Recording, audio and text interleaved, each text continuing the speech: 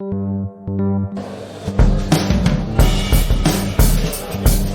are live at Rowdy's for the Contractors Network, the homeowner show. Glad you joining us tonight. And man, we're going to have a good show tonight, right? That is the goal. Well, we'll see what happens. It's me and Craig. Welcome to our show. We're glad you're here. The most well-planned live show ever hosted on the internet. That's right. That's right. But we're here. We made it. That's right. So, you even got some homeowner show swag on there. I do. Yeah, I'm wearing. I can't even see it because here we go. Is that better? You can see it now. You can see. Yeah, you can see. Kinda? It. Yeah. We have not really. We haven't pushed the swag in a while. But you can go on our. You can buy it on Amazon. Well, yeah, and it's linked on every single one of our episodes. So if you're listening to one of our episodes, just go to the show notes right down there. Buy a homeowner's T-shirt. It's like $15 or something. It's a nice shirt too. Yeah, absolutely. So anyway. So speaking of paying the bills. Yes, we need to pay the bills. This particular episode is brought to you by Lone Star Appliance Repair. That's right. My good friend Sarah owns that company. She saved my life once. She did. Saved my life. Yeah. From a gas dryer. Well, you're going to have to tell more than that. No. I'm going to save it for later. Okay. I'm going to titillate. In case you're wondering, there's the phone number, 936-647-2364, and we are very thankful that they are sponsoring tonight's event. Yeah. So you spend some money with them because it's cheaper to repair your appliance than it is to go buy a new one, especially these days. It really is. So there's no doubt about especially that. This guy knows what I'm talking about because he's moving. You're having to buy some appliances, aren't you? Well, we already moved. You already moved? Yeah, we Did already you buy the appliances already? No, we're renting our new spot. Okay. Yeah, but I left all the appliances that I did buy at my house for the next renters. So okay, so good for them. So are you renting, or did you own the last one and someone else is going to be renting it out? So I originally I had rented my last house, and then I was able to buy it. Okay. And then we lived there for 5 years and built 2 apartments in the back.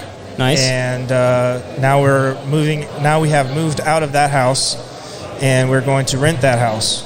Okay. So, nice. Good move. Yep. It's it should be pretty good. We're hoping that this can jumpstart some of our next chapters that we're trying to open. So. Okay. Do you already have it rented? It will be rented on May 1st. That's tough to beat. Yeah. No, okay, it's good. 2 things first. Number 1, we should let everybody know who this is. First of all. So Christian Scott. And Christian is the founder of the Feast, founder of the Contractor Network, which has how many members are in? So there's 47,000. 47 right now. That is, y'all. Okay, first of all, I only have 46,000 best friends. Well, yeah. That is, yes, he does. If you've never started a Facebook page for anything, a group or anything like that, getting that many people in a group is phenomenal. So congrats, Thank dude. you. That is huge. The second thing, real quick, and not having it turn into political anarchy. Yeah, well it's done that a couple times, so we kind of step in and moderate as much as I can / want to. And but you have someone full time working on this thing too, right? Yep. So that's awesome. The other thing I should say is that Bud Light should really be sponsoring tonight's event as well, because it's in all the background. Get him on the phone then. Right there. It is in every single one of our... Yeah, it's in the shot. It's in the shot of every single thing, but they're not paying us a dime. Guerrilla marketing right there. This is ridiculous. So anyway, well, I'd say so. You're moving into a new spot. Yep. So I'll tell you, you need to jump on the feed and leave a comment, because tonight we're giving away all that Lutron stuff right behind you. All of it. It's a full house setup for smart lighting. Have you played around with that stuff at all? I haven't had the opportunity yet. Dude, I only get the opportunities that the customers let me. Okay. Have, so. Well, dude, you need to get in on that. Actually. Yeah, I'm definitely going to. So, and let everybody know. All they got to do is jump on the feed, leave a comment. I tell you what would work for everybody here is to jump on the feed and tag their business. Yeah. Okay, that's what I've had the best. Yeah. Yeah, I have that. And so you get the people recognize who you are, what you do, but also get the chance to win some Lutron stuff. Yeah, that's And awesome. not just some Lutron Like a stuff. whole. Yeah, that's the whole setup. Dude, we probably added it up, and we got. I mean, our friends over at Lutron are really hooking us up with this. For sure. They are amazing. They have a great product, which is something that we love to promote. But there's probably $250, $300 worth of, maybe more than that. Maybe more than that, yeah. Of product. I mean, over like there. that outdoor plug alone is like $100. Yeah, Yeah. It's nuts. yeah. There's a whole like wireless bridge set up with multiple. There's all kinds of stuff over there. So And they want us to make sure to mention that you can purchase these at Home Depot, Lowe's, pretty much all the big Yeah. hardware stores. And one of their new things is they've got new colors coming. Like all the new colors are out. What do you mean they've the got, colors of the switches themselves? Yeah, so they got like Okay. black, brown, Okay. gray. They got like a blue, I think, a white, and an ivory. Okay. Like all kinds of because cool it's been colors. nothing but white up Yeah. until that. Yeah. Yeah, Yeah. so now they've got like all the colors. Yeah. Which is amazing. Cool. So where are you moving to? We moved to Rosenberg. Okay. Or actually, we moved to Beasley. Beasley. Even more south than Rosenberg. Okay. But If my wife's listening, she's going to chime in. That's her maiden name. It is. there you go. There you go. I like that name. It's a good name. But we lived in Fifth Ward, Okay. and I have 3 little babies under 5, Yeah. and my 5-year-old's in school right now, and Just didn't want him to go to school there. I did It's not want fine to that. say. Yeah, I've been in that situation, you know, in that kind of environment, and it's difficult sometimes. And I just want, I want my kids to just go and learn and play and have fun and Absolutely. come home and do their homework. Did you guys move? Did you guys kind of scout where you wanted them to go to school and then move there, or did you like have a bunch of different places that had good schools and you just kind of picked one? Well, my wife works down there. Oh, okay. So we live like 2 minutes away from her job. Okay. And then the school is like 45 seconds away. So it has really kind of played in. It hasn't been the easiest on my company stuff because I have to drive to Houston, and that takes an hour each way. So, but I've been making it work. I take care of the kids during the day also while I'm doing construction and while I'm doing my networking online. That's so crazy, man. It's I know like that's enjoyable and valuable, but like it's difficult for sure. I'm not gonna just sit here and say it's enjoyable all the time, but being able to have the freedom is irreplaceable. Uh-huh. If I go work a 9-to-5 job, I'll be stuck, and my kids will be in daycare all the time, and so I really enjoy what I do, but I'm not able to take breaks. I have to keep pushing all the time, or else, especially with Facebook marketing, if you take a break. For example, my father passed away last month. Yeah, sorry about that, man. Yeah, it happens. But I took a break, and Facebook engagement drops a lot when you take a break, and so you have to like work 2 or 3 times as hard to get back to it. Even sometimes, like after these events and after the month of marketing, I like to take a couple of days off, and even that affects it. Like I can see it affected, and so it's a constant putting out content as much as you can. Yeah. So. But you do a good job at it, man. Obviously, thank you. You know what you're doing when it comes to this kind of stuff. I have winged everything. I try something. I try to just be creative. Especially with just shooting content on Facebook. I like to shoot a video like 7 to 10 seconds, and that's it. Yeah. And then just put a really nice vibing song on there with it, and it does pretty well. Yeah. So. Do you mainly focus on Facebook? Yes. Yeah. I do have Instagram and stuff, but it's just been a pain in the ass. Like having to post on Instagram, and normally I've had it to where it's not transferring over to Facebook. So whenever I first really started hitting this hard, like I knew what we were going to do, I just decided to stop Instagram and focus directly on Facebook. That way I wasn't splitting my energy. It was just all to one, because you can imagine, like, I get tons of notifications on Facebook, and then if I have those on Instagram and messages, like I have to go between both apps, and just rather not. So I hear you, man. I'm keeping my Instagram and even like my TikTok and stuff for a separate social presence. Yeah. Like for example, like let's say for my Instagram, I wanted to just focus on my 5-year-old doing motocross or something. Mm-hmm. That way, my business is just on Facebook. Right. But I do post some stuff on Instagram because I have a few different people that are like only on Instagram. Right. That I want to make sure that they're seeing like the progress and stuff, and so it does good. But it's just hard being able, like I'm almost having to create like 2 separate videos for the same video. Yep. And I'd rather annoying. not. Yeah. So I wish they would make it easier, since I'm pretty sure that's all owned by the same company. It is. It's Meta. Yeah. So like, get your game on. Like, Right. Figure it out. Yeah. Figure it out. Because I think for businesses on Facebook, I definitely think Facebook is more like a business hub. For sure. Now that it's growing, and I don't want to see it go away because it's super valuable, but it's been extremely hard to reach people. Like for example, I'll use the @everyone tag on the page. Yeah.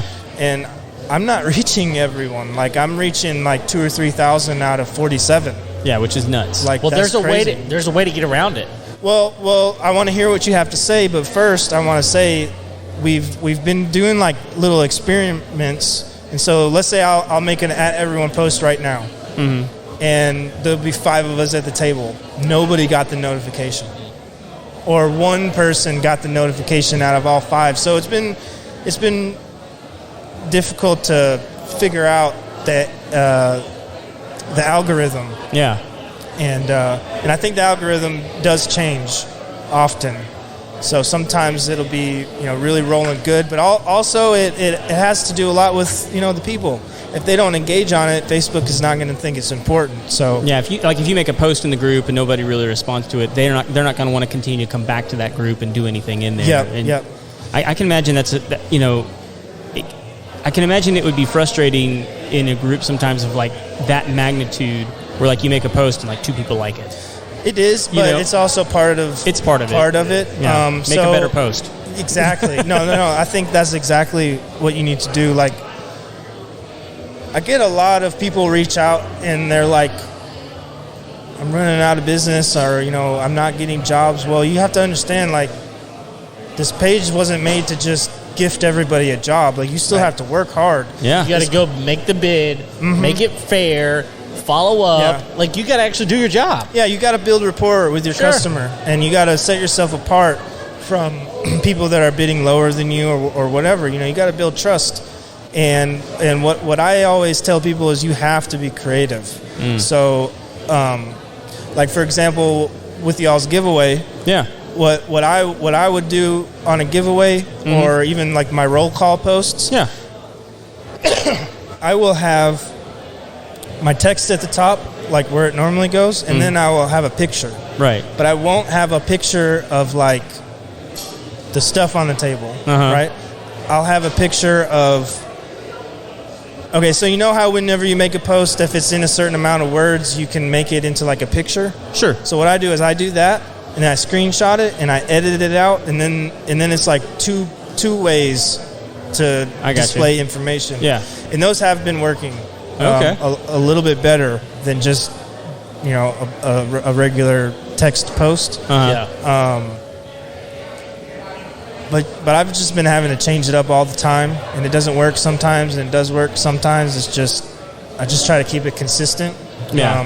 It's not like too much draining my time or energy because it's just on my phone. Yeah. And I have a great team that's helping behind us, and I also think that people do see the value that we're trying to offer, but I think we're new. So we're still trying to get the name out there. We're trying to get repeat people to, sponsor and vendor and stuff like that. So I'm actually putting together an idea.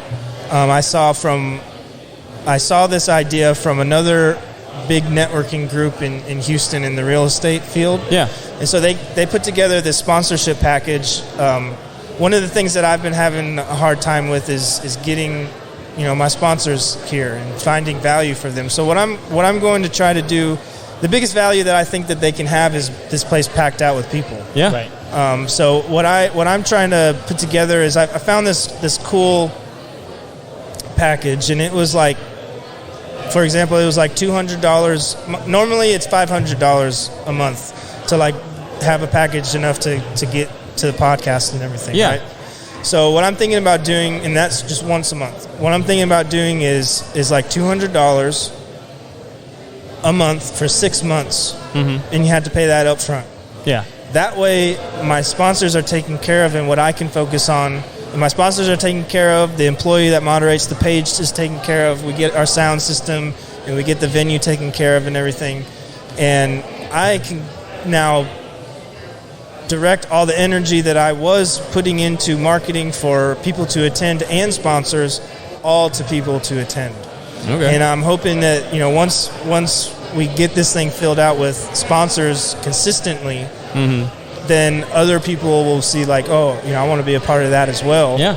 And then, I'll be able to, start being able to stack up vendors and stuff like that. And we'll have our normal packages for like once a month type of thing as well. But I've been trying to definitely get creative of trying to put this together, because I think that the issue that we may have now is more just a communication issue to the vast public, the general public. So, but like this is the third one. So I know I have a lot of work to do and a lot of obstacles to overcome. But I think that people enjoy it. So even right now, there's not too many people here. We battled with spring break, and it's raining outside. And there's always obstacles. Sucks. But everybody's out there talking to new people, and that's what it's about, I think. I'll tell you this, man. Every time I've come, I've met somebody new. Mm-hmm. Yeah, I've never talked to the same person twice, and that alone is just. I mean, again, like the more people you can meet who are wanting to actually work hard, hone their craft, trying different stuff in order to promote their business. Those are the kind of people I want to hang out with. Yep. So. Yep. Good on you, man, for putting it together. Thank you. Yeah. Thank you. Well, I know you got like a stable of people you want us to get through today. Yeah. I want to see if you guys can get through a majority of them. I want to put it together so that we can, I want to be able to put this content together for them. Yeah. And then I want to be able to talk about that for future vendors and do something. Cool, man. Make it worth it for them. I really like the podcast here because this gives people an opportunity to get on a podcast, which isn't always easy to do. Yeah. But also it gives them opportunity, if they take it, is to be able to divide these clips up and you see all the influencers out there. Yeah. That's all they're doing. They're going on a podcast saying something important and then divvying it up and putting it as 6 reels throughout the month. So I will tell you, it is always surprising to me because we put out quite a bit of content. Like when, after we do these, we put them out as clips, and then we do reels and all the other different stuff that we do for the show. It's always surprising to me how many people don't reach out and ask for it. Yeah. Like, hey, where's the link for that? Or hey, we're going to give it to them if they want it. Because we give it to people whenever they ask for it. It's not a big it's not a big deal for us to hit the share button, or the email button, or the text message, whatever it is. But when there's a lot of times when we have people on and we see that they have an online presence and we'll tag them, they just don't engage with it. Yeah, it's weird, and it's like this is free content. Yeah, I'm not complaining because it doesn't make a difference to us. It's it's what we're trying to do to help them, but it's always surprising when people just don't even give it a second thought. Oh, that's cool, and then just move on. It's like I don't have any words for that one. I just some people I don't know if this is the right words to say, but some people want it and some people don't. Yeah. And I think there's also part of it that's when you make it too easy for somebody. You know what I mean? Yeah. They don't value it as much, maybe. Oh, definitely. That's a very real thing. But I mean, that's just always been our philosophy. Is we're not charging people for this stuff. It's we're here to help them build their business. I mean, very much like what you're doing. Yeah, definitely. So, well, I've been really thankful for you guys coming out here each time. It's helped me get comfortable. I actually have a podcast on Monday. Oh yeah, that I'm going on. Which one? It's called Quit Getting Stiffed, I think. It's She's the attorney, Carolyn right? Cromier's law firm. Yeah. Yep, I really liked her. I found her through some referrals, and because I was trying to find a good lawyer, because that's one thing that's asked about a lot on the networking page.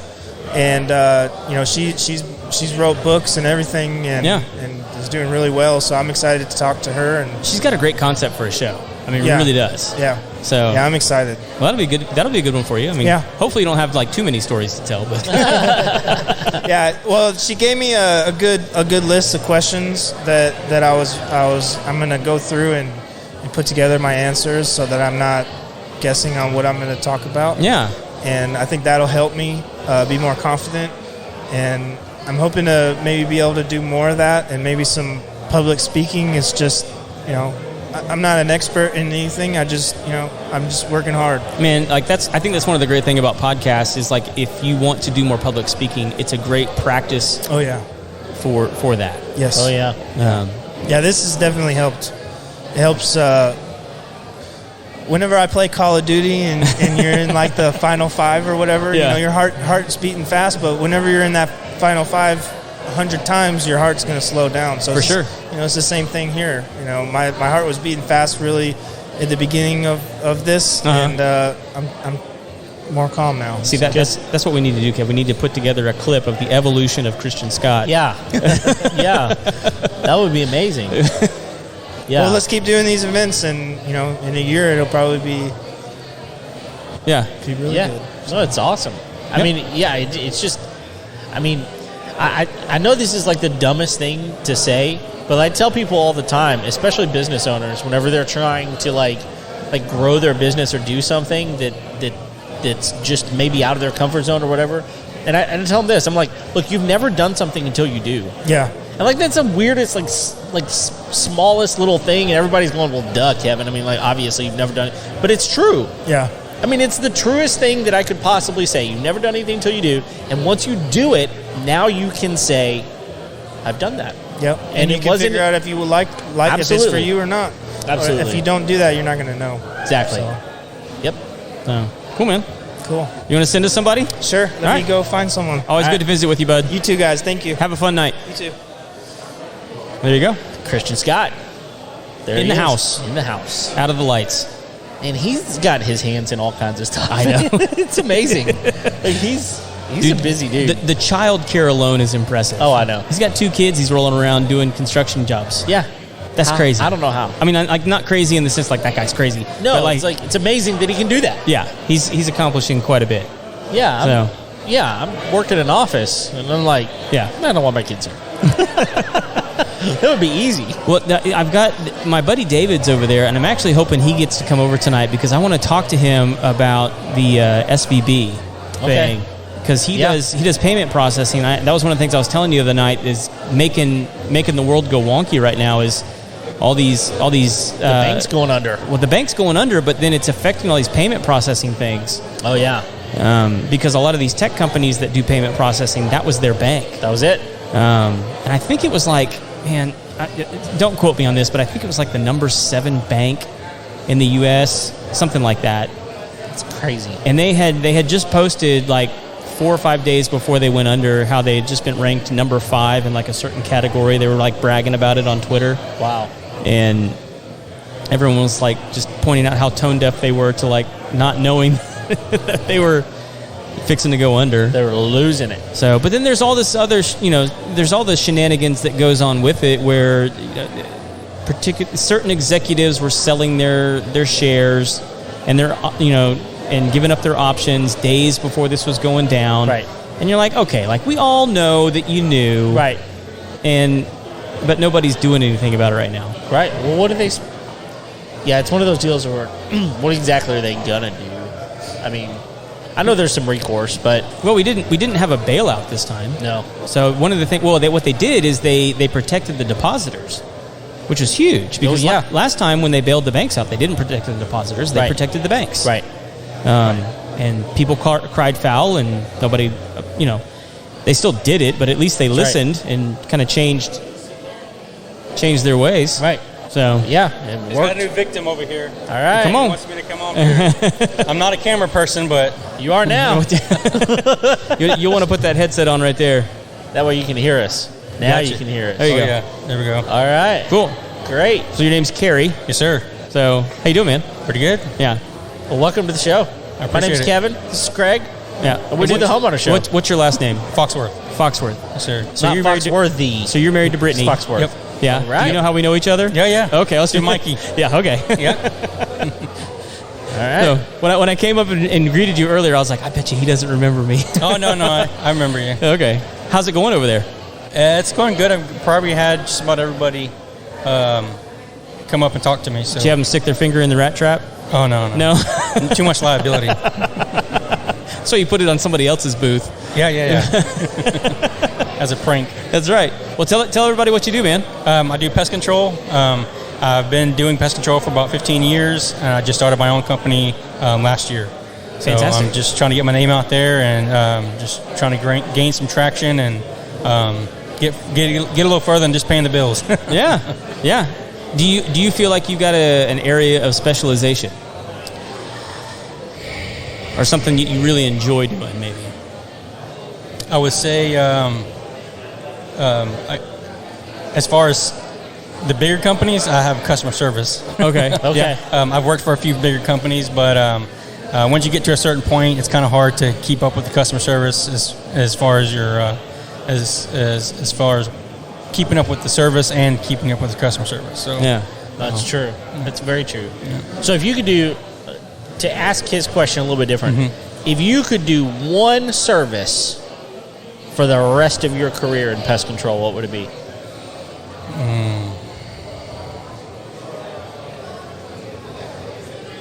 probably German roaches. Oh, really? Okay. Why? I don't know. I feel like a lot of people have issues with it, and I'm pretty much a two service and they're gone type thing.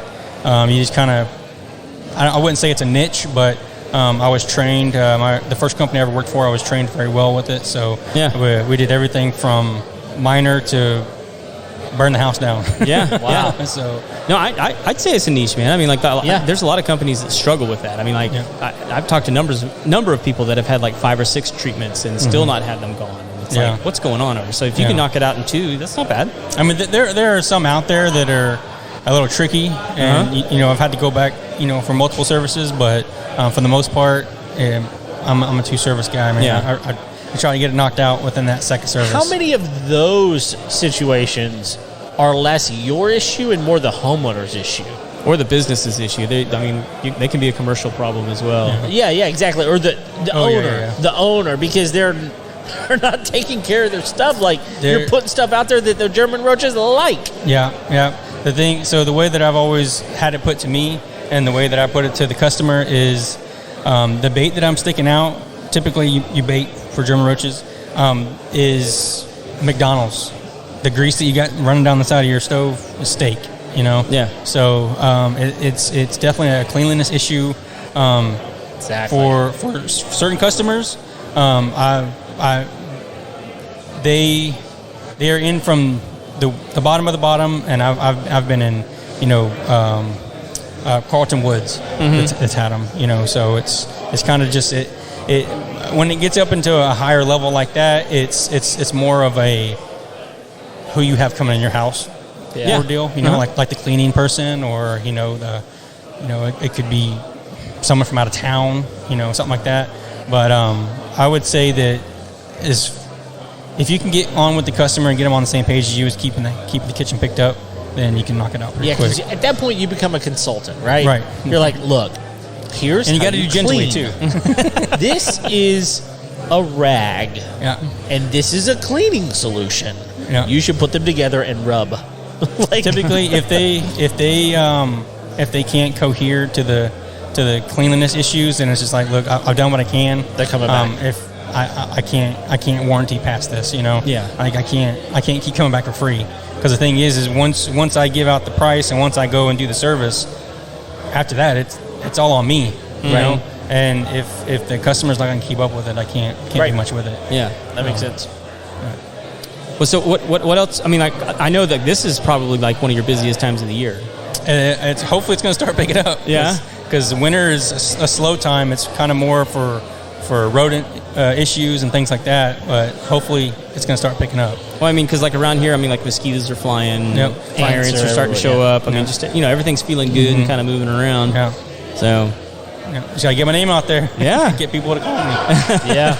But you feel free to share your number. I mean, we're going to ask by the time we get done. We're going to ask how people can get a hold of you. Okay. But do you know it off the top of your head? Oh yeah. What is it? So my phone number is 936-444-8717. Ask for Carey. My website is thepestwrangler.com. My email is carey@thepestwrangler.com. It's a great website, by the way. No doubt. I'm actually surprised you were able to get that. So what's funny is the name of the company and the website name don't match up because I'm not the Pest Wrangler. Okay. I am Pest Wrangler. Okay. That's it. But the only ones that were available were the Pest Wrangler. Okay. So I did a lot of searching trying to figure out. Is there another company out there called the Pest Wrangler? I think so, and I think it's actually in Texas. And it's up near either Austin or Dallas. I can't remember. It's like in one of the outskirts cities. Okay. Like Round Rock, I think is what it is. Oh, that's Okay. Yeah. none of a crossover. Yeah. Nah. Yeah. You don't want to be doing work over there anyway. Nah. That, and I don't want to go nationwide either. So I hope to sell before then. There you go. Okay. I want to get out of it before it gets too big. Okay. Yeah. I want to keep with my customer service skills. Yeah. So if I can't do it, then it's probably not going to get done. So you know what I mean. All right. Yeah. Well, what's the weirdest thing you've come across so far?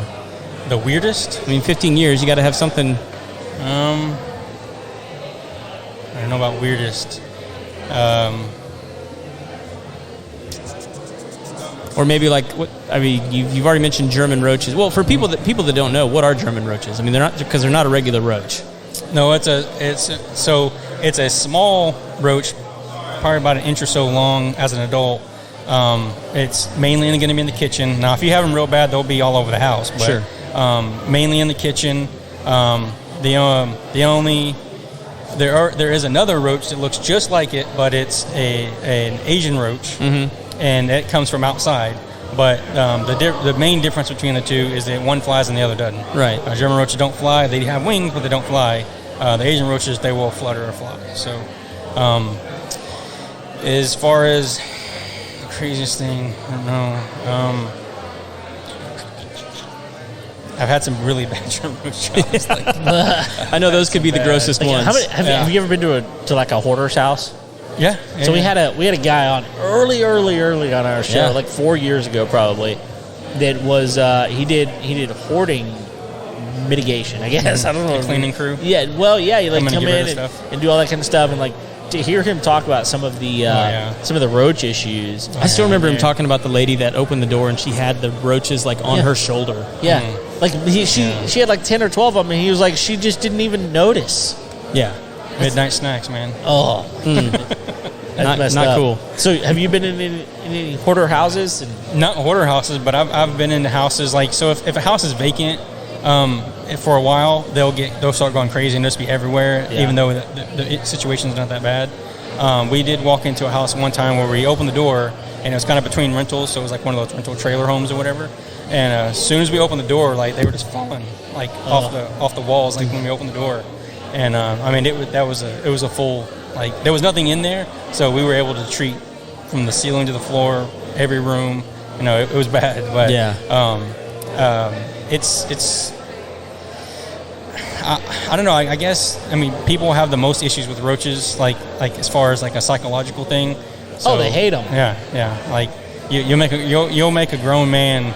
Oh yeah, wet his pants. Well, that was that one time. That one time. Anyway, sorry, we're not going to talk about that. I'll tell you one of the craziest ones I ever saw was, and this wasn't pest related, but I had some friends that had rental houses, and I was a teenager, and they said, "Hey, we need you to come with your buddy Josh and mow the yard because we got to get this house cleared out so we can get it rented." No problem.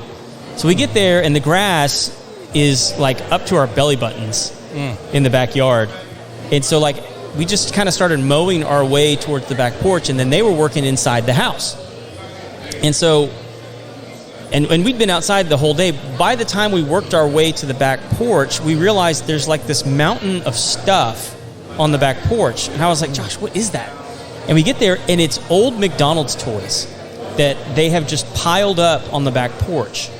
And I was like, what is this? And it was like a gold mine. Like, just, but no, it was filthy and gross, and like it'd been there a long time. Yeah. And so we go inside to let them know that, you know, we finished mowing, and they said, hey, come take a look at this. And like, it was one of those where like you walk in and there's roaches crawling up the walls, and they're on the ceiling, and like it's just nasty. The walls are greasy.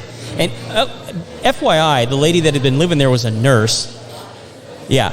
Whoa. That's not very sanitary. Yeah, right? Wow. And so they go, hey, come take a look at this. And so they take us back to the bathroom, which was the guest bathroom. And in the bathtub were dishes that were just piled up in the bathtub. So, like, instead of washing the dishes, she was buying McDonald's, having the kids eat the McDonald's, play with the toy, throw the toy on the back porch, and then taking the dirty dishes and just throwing them in the bathtub. And, like, when I say they were piled up, they were, like, all the way up to the shower head. What? And so, like, and they were like, we haven't gotten to that yet. And I was like, why not? And they said, watch this. And they hit the dishes when they did. Roaches just came out of everywhere. And it was like, oh, okay. So she just bought new dishes? Yeah, every time. That's like if you, like, run out of underwear, you just go buy new underwear. I was like, what? Like, at some point, like, didn't you think about paper? Like, why not paper plates? Save the planet, man. I guess. But I don't know. It was the weirdest thing. Well, she was above that. Yeah. We're eating on plates. Right. Real plates. Real plates. Eating the wrapper, you know? The McDonald's goes on, ceramic. We're classing this joint up. What are we, animals? The only thing clean in the house is probably the stove. Yeah, right? Because she wasn't cooking, that's for sure. Oh, man. So I actually knew, still know them. They're still know. Some people that... They ceased to be. Yeah. No, they real nice house. And if you open... This has changed since then. Uh-huh. But for the first, 10 years they lived there, you could open their dishwasher and the instruction manual is still in it. Oh, wow. Same thing with their oven. They ate out every single meal. And they didn't eat on plates? Well, I don't know about that. I don't know what they did. Yeah. I guess, they literally ate out. Mm-hmm. Oh, at a restaurant. At a restaurant. I got you. Yeah. They didn't bring anything in. They ate out. Man. They probably had very few roach issues. Yeah. Yeah. Yeah, probably. Probably a lot of few issues. Yeah. That'd be different issues. Yeah. Well, because this is the homeowner show, so before we get somebody else to come up here, do you have a couple of quick tips for homeowners? I mean, maybe some big mistakes that you see people making with their homes in regards to pests? Keeping the soil level down. Okay. That's good for termites or mulch beds. Make sure that, every once in a while they pull it all out. They don't just keep adding on top. Right. Once it gets above the weep holes or the slab line, it becomes an issue for not just termites, but, any insects, really. They can just crawl up in there and undetected. Typically, what I tell most of my customers is if you're going to have the mulch done, have it done before I come. Yeah. Pretty close before I come. Because if I spray or if I treat the yard or treat the house, and then they put mulch on top of it, they've pretty much done away with what I've done. Yeah. Because it's going to cover it up. And those mulch bags or even the big commercial mulch trailers or whatever, there's a lot of bugs and stuff in there. There's roaches, earwigs, all kinds of stuff. So, and they're happy. Oh, yeah. Oh, yeah. And now you're putting them around your house. Yep. Oh, yeah. And they love it. Well, sure. Awesome. But you got to have the mulch. Oh, yeah. Can't live without it. You can have pine needles. Pine needles are what's up. And that will kill your grass, too, when you start piling up. Mm-hmm. There's just too much acid in it. It doesn't let the grass grow. You know what loves it? Blueberries. Really? Blueberries love acidic soil. Really? Yeah. Pine needles are great for them. What about, well, we're going to get into a whole nother conversation. We probably don't need to go there. Yeah. That's awesome, man. Well, dude, starting fresh, starting something new. Yeah. Congrats to you, Appreciate man. it. There's some entrepreneurship there, and we hope you kill it, dude. Yeah. My wife's been a big help, so... Literally and figuratively, we hope you kill it. Yes, we hope you kill all of it. Oh, yeah. Yeah. And whereabouts are you located in the Houston area? I'm off of 242 and 45. Okay. So kind of north. the Conroe Woodlands section. All right. But I'm everywhere. I got houses in Katy, I got stuff out in Cleveland, so I'm all over the place. Absolutely. I go where the money is. Absolutely. I mean, if they got an issue and I call you up, I can handle it. So awesome. All right. Good deal. Thanks for sitting down, Carey. Yes, sir. I thank y'all for letting me. Dude, absolutely. Glad to. All right. Y'all have a good All day. right. You too, See bud. Well, we need to it's time. reach out and say a big thank you again to Lone Star Appliance Repair. That's right. Let's pull them up over here. We got our intern over here working for us. Yeah, that's right. So he's off camera, but yes, Lone Star Appliance Repair. Let's talk about your thing. My thing? Yeah. So saved your life. Saved my life. We have a gas dryer, and I came home one day and my wife said, I think I smell gas in the house. To which my, sweet and loving response is always, "You're crazy." Yeah, probably not. Probably not. Yeah. But as I stayed in the house, I was like, nope, you know what? There's actually a leak in here, and I think it's coming from the laundry room. And so I immediately called Sarah, and I said, Sarah, we got to get somebody over here to see what's going on. And she got one of her guys over there real quick, and it was literally just a loose nut on the back from the gas line. I don't know how it got loose. Not that anybody I can tell you her name. Unqualified put it in, but it happens. But anyway, he came, and I think it cost us like $120 or something like that for the trip. To have peace of mind that there was nothing wrong with my dryer. That could be deadly. Yeah, it can. And your dryer is in your bedroom basically. Like yours is. It's in the closet next to the bedroom. Yeah, it's in the closet of our bedroom. Which that could be really, really bad. Yeah, and it's downstairs, and so that gas can rise and go up through the rest of the house. Right. And so it was just the peace of mind was great, and that they got out there so quickly to make sure that we were okay. That was their biggest concern, to make sure that we were okay. And they got us taken care of. Perfect. So awesome. So, but like they do everything. I've sent them out to my parents' house to repair a dishwasher. They do all appliances. Okay. And so, like, if you have any trouble with any of your appliances in your house, give Lone Star Appliance Repair a call. Well, yeah, I think that a lot of people are like, look, I've got a problem with my washer, with my dryer, whatever. I'll just buy a new one. Yeah. And there's two problems with that. Number one, you got to dispose of the thing. Right. I mean, just a landfill's full of that kind of junk, man. Like, and I'm not trying to, look, I'm not like the most green person in the world. I'm really not. But I also understand that every time we just recycle something back into a landfill instead of like actually trying to, fix it. Mm-hmm. When a lot of times, I'm not actually sure if they do this, so I'm about to say something that I don't know if it's true or not. A lot of times that service call, if they repair it, they'll roll that service call into the cost of the repair. Most companies will do that. I don't know if they do that or not, but it's typically going to be less expensive than buying a new appliance. Yeah.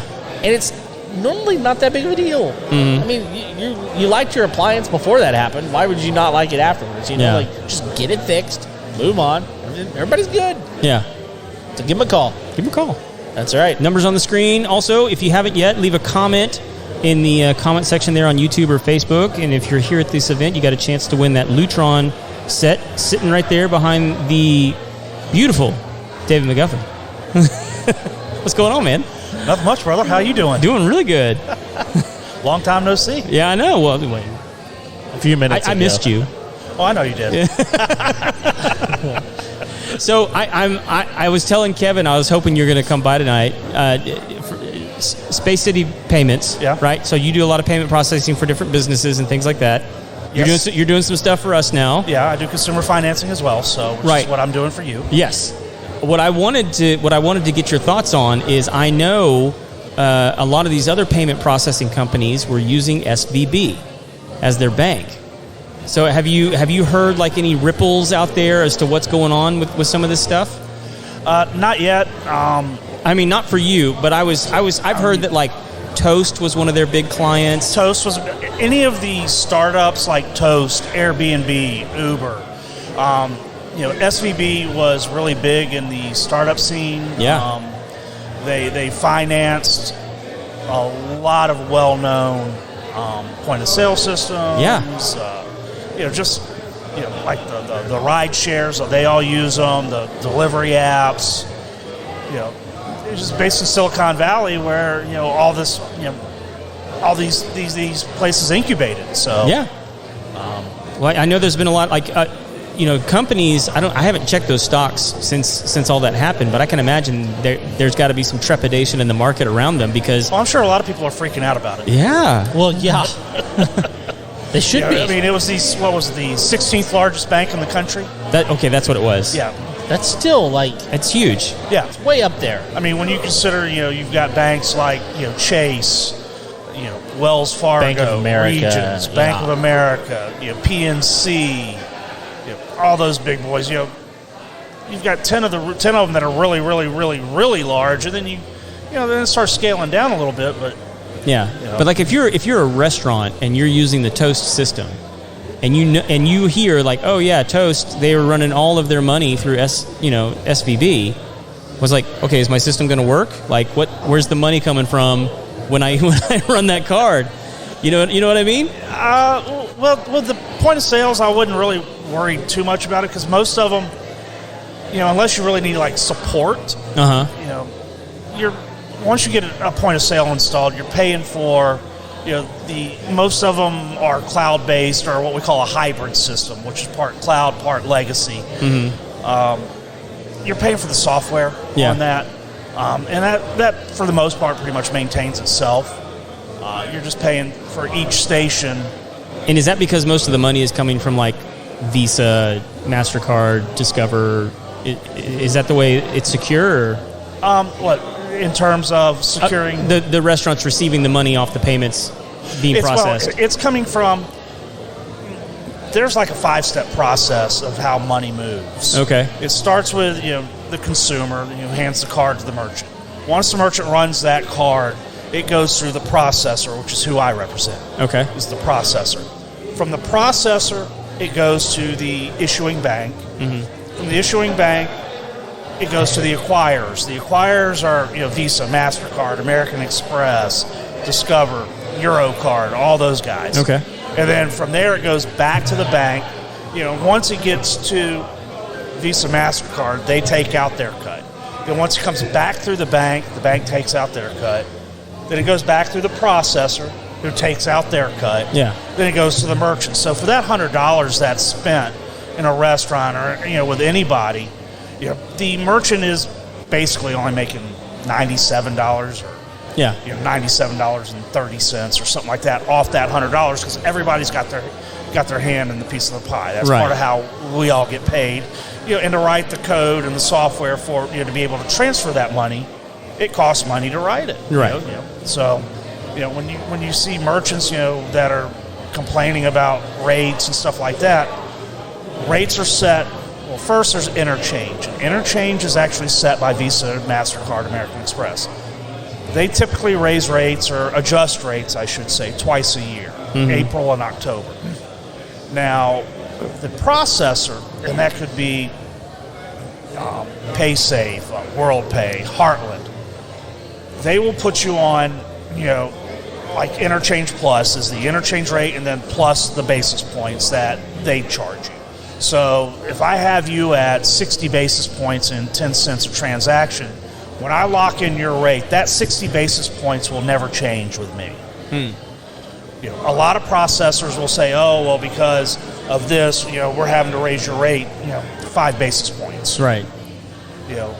With a business that does $100, that's 5 cents, but you're doing $1,000, all of a sudden you're at $5 or 50 cents. $10,000, you're at $5. And as you progress in terms of either growth or if you're a large business that does a lot of transactions and does high volume, that adds up. Yeah. And it adds up quickly. That was kind of my follow-up. Does volume affect those basis points? Yes. Yeah? Okay. Yes. I would imagine it would. Yeah, it does. When we look at, potential client, the reason we ask for statements is because we want to see what the card mix is. If you're doing 80% American Express, that's going to affect your rate a whole lot more than if you're doing 80% of just regular Visas. Right. If you're doing, most of your cards are, say it's a Capital One rewards card. Rewards cards are charged differently than, a standard Visa. you have that rewards card as a consumer because you want those points. You want, that cash back. You want those Sky Miles. Yeah. So somebody's got to pay for it. Yeah, the money's coming from somewhere. Yeah, you're not paying for them because you're the consumer, because that's why you have that card. The processor's not paying for it. The bank's not paying for it. Yeah. Visa, MasterCard damn sure aren't paying for it. Right. So whose pocket does that come out of? Right. It comes out of the merchants, which leads me into another program that we offer, which is cash discount and dual pricing. And that's where you can pass those fees on to the consumer. Yeah. And you're seeing that a lot more these days. Oh, yeah. Drive down the interstate. You see a cash price and a credit price at 90%. Every gas station. Everyone. Go to Specs. Go buy your booze at Specs. You see a cash price and a credit price. Yep. So what's so different about a restaurant that offers a cash price and a credit price? Especially with the way costs have risen over the last couple of years, and especially in this economy, they're trying to cut where they can. For sure. It's either I pass this fee on to you, or I go out of business. Right. Yeah. For a lot of these people. So, you want your favorite restaurant to stick around? Well, and I think there's something to that, because a lot of people who get into business, like the guy we just talked to, he's a new business owner, and I can imagine when you're starting out, you're setting your prices and what your services are going to be. You're not thinking, well, I'm going to be losing 3 to 4% every time I make a transaction with a credit card. You're thinking this job costs this so that I can be competitive with so and so down the road, and by the time you grow, you're in the hole, because you don't realize how much 3 and 4% taps the account over time. Yeah. I've talked to business owners that the fees that they've paid in credit card processing over the course of a year, $30,000, $40,000. Yep. Yeah. And they take a look at it and they're like, whoa. Yeah. A lot of it you can't get around, but some of it you can. Yeah. And that's where having somebody do an analysis on your statement to see where these fees are. A lot of processors will do what we call pad the interchange. Mm-hmm. In other words, they hide fees in different spots so that they can make more money. Mm. You see regulatory fee on your statement. That's a bullshit fee. Mm. Statement fees, batch fees, those should all be rolled into one monthly fee. And most the processors that I work for, it's rolled into one monthly fee. Yeah. So if I say it's going to be $25 a month, that's going to cover your batch fee, your statement fee, and any other charges that we do other than your processing. So if you have those on your account and you ask them what are those for, what will they tell you? Oh, they'll lie to you.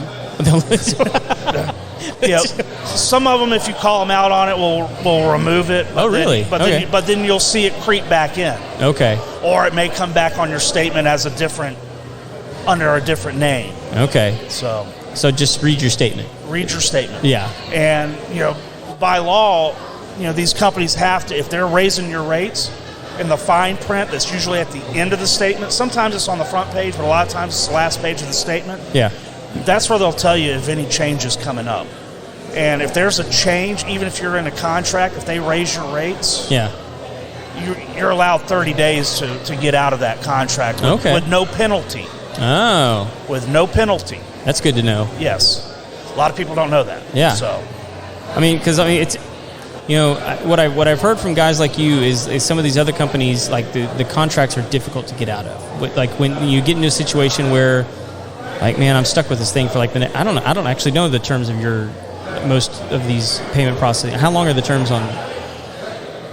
The companies I represent for the processing, no contract. No contract, okay. But the other ones I know have contracts. A lot of them do have contracts. A lot of them will lock you into leases on just a basic countertop model. Right. Or make you pay for them outright. And, most of the companies I write for, you get free equipment. Oh, okay. The type of equipment you don't get for free is obviously like a full-scale point-of-sale system. Sure. And usually it's the point-of-sale companies that will lock you into a contract because, there's one I do for restaurants called Hot Sauce. Mm-hmm. Installed, menu upload, everything for $495. Right. that's the equipment, everything. But they're going to put you in a 3-year contract. Okay. But because they have to cover the cost of that hardware as well. Yeah. So, 3 years. You've been in the restaurant business, so you kind of know the value of some of that. Oh, man, I wish I knew back then what I know now. I've owned 3 restaurants, and, I think my first one was back in 2000. I think I was paying like 3.4% or something like that. It was high. Were all the restaurants that you owned, were they the same kind of restaurant, or did you? Yeah, all fine dining. All fine dining. Yeah. Did they have like a particular? The last one I owned was in Atlanta, Georgia. It was called Vine. Okay. We had a 550 label wine list. Wow. Whoa. I had verticals of Paul Hobbs, the Beckstoffer, Tokalans, their Cabernets. I had, like a 6-year vertical of Beaufrere's Pinot Noir out of Oregon, at a $230 a bottle. So I had a Chateau Petrus on the menu, which is about $3,000. So, but yeah, they were all fine dining.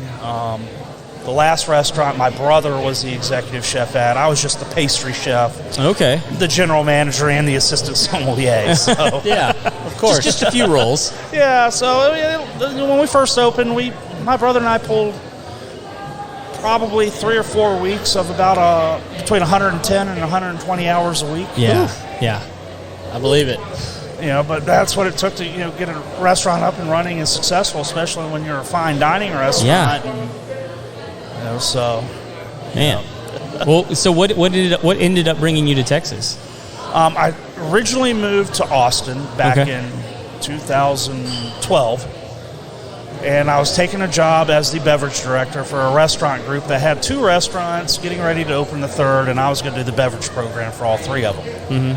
The day after I moved, they declared bankruptcy. Oh, gosh. Wow.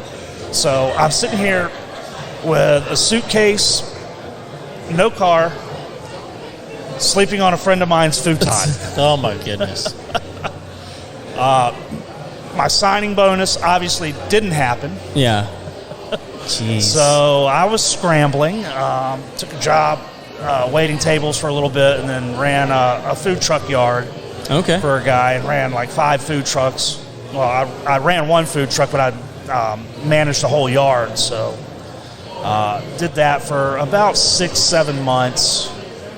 And then I got a job with H-E-B of all places. Okay. And I was going to be a wine buyer for H-E-B, but I was, to get me in my foot in the door, I was a butcher for them. Okay. So taking that culinary background and putting it to use, and then herniated a disc in my back, could no longer do the job, and so I kind of fell into working in for some of the startups over there in Austin, and then, as luck has it, my girlfriend took a job with Texas Children's at the time, and I needed something a little bit more flexible, so I fell into the credit card processing.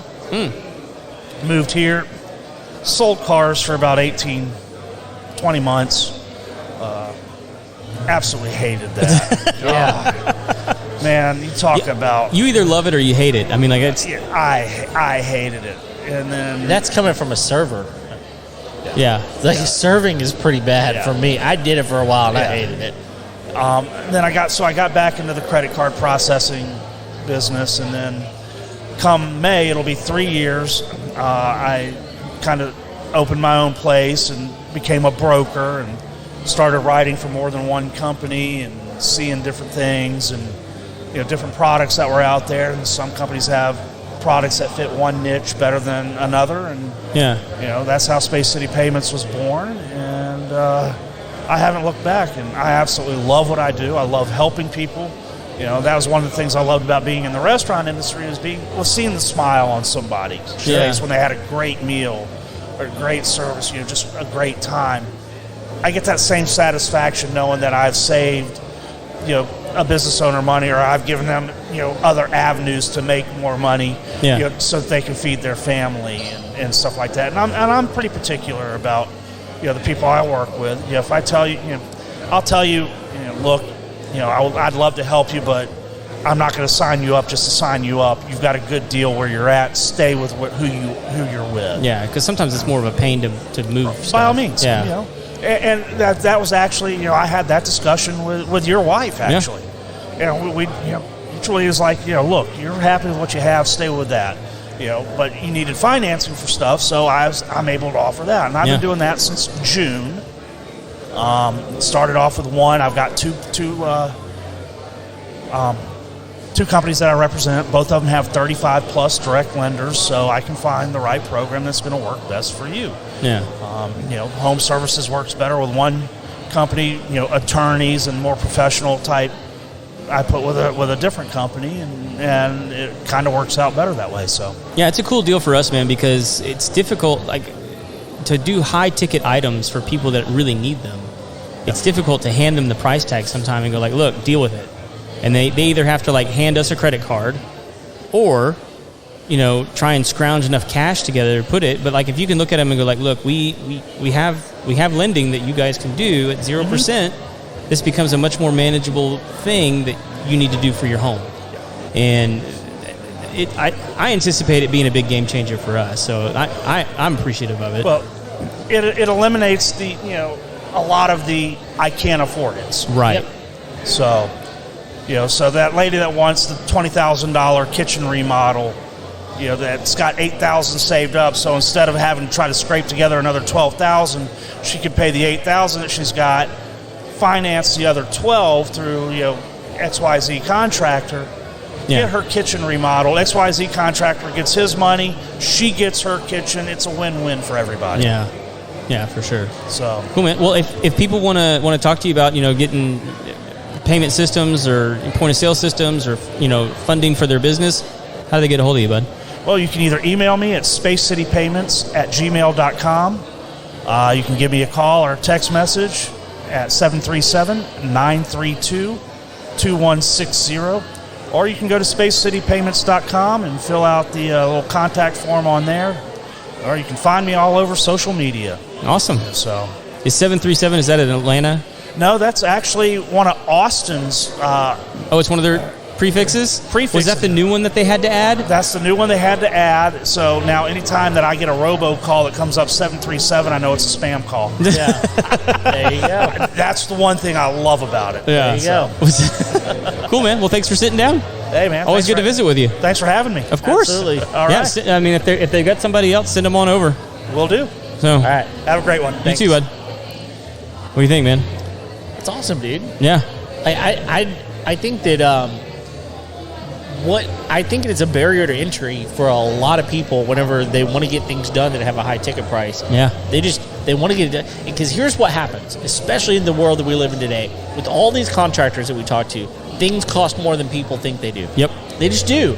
I mean, unfortunately, he mentioned a kitchen remodel, and he's talking a $20,000 kitchen remodel, and some people are going, well, I'm not going to be able to remodel my house for, my kitchen for $20,000. And I'm going to tell you, that's a cheap kitchen remodel. Right. Yeah, that's crazy cheap. That's really inexpensive. People will regularly spend $40 or more on their kitchen because it just cost more than people think it did, because the last time they paid for a kitchen or whatever, right, it was maybe $20,000 or maybe it was $10,000. But the price of lumber, the gas prices for me to actually get back and forth from my house to your house, the labor has gone up. Everything is more expensive than it was. And so whenever you look at it and you think, okay, well, I've budgeted $20,000 for this kitchen remodel, they show you a price that's $40,000, and you get maybe 4 or 5 other bids and they're all similar. Yeah.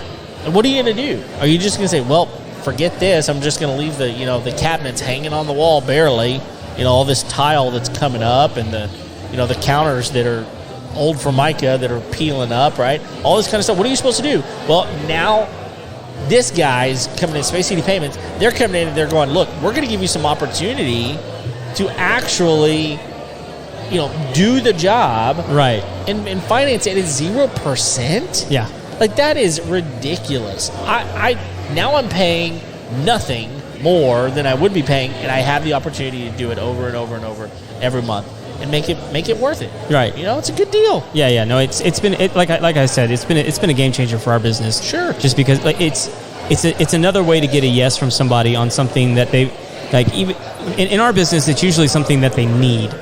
to have done. And like when the ticket price is too high, it can be like, do I really need that? And it's like, no, you do. You need this in order to have that, so that your house stays safe or whatever it is. And when the price is too high, they will hesitate because it's like, I just don't want to spend the money. And I completely understand that. But when you can say like, look, we can break this up into 12 easy payments over that many months, you can get this taken care of now. And it's like, it just makes it such an easier decision for people because they're not out of all that cash right out of their pocket. Right. So anyway.